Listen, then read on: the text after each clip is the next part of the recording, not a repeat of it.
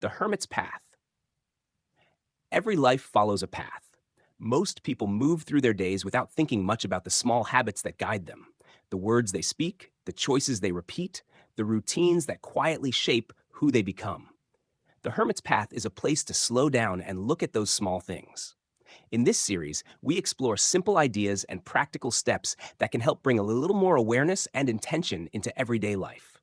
Nothing complicated, just thoughtful ways to live a little more deliberately, one small step at a time. The quiet alpha, who he actually is. Most people think they know what an alpha is. They picture someone loud, someone in control of every room, someone who needs to be seen, heard, and acknowledged. They think of dominance as something you perform, but that's not what I've come to recognize at all. The kind of man people call alpha without saying the word is usually the one who isn't trying to be. He doesn't raise his voice to be heard, doesn't move in a way that asks for attention, doesn't fill space just to prove he belongs in it. He's already settled into himself, and that changes everything. You can see it in small moments, the kind most people overlook. The way he stands when nothing is happening, the way he watches instead of reacts, the way he takes his time without needing permission to do so. There's no rush in him, not because he's slow, but because he isn't being pulled by anything outside of himself. That's the part that's hard to explain. Most people living in response to something, expectation, pressure, the need to be accepted, the need to be right. But a grounded man moves from something, from a place that doesn't shift just because the world around him does.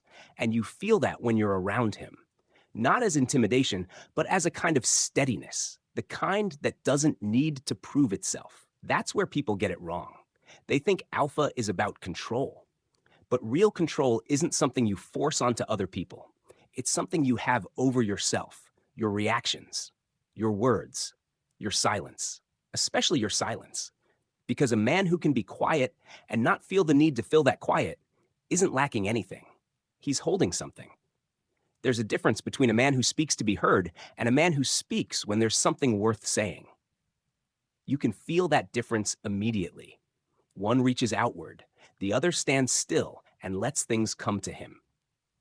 And that's where presence comes from. Not from being the center of attention, but from being fully where you are.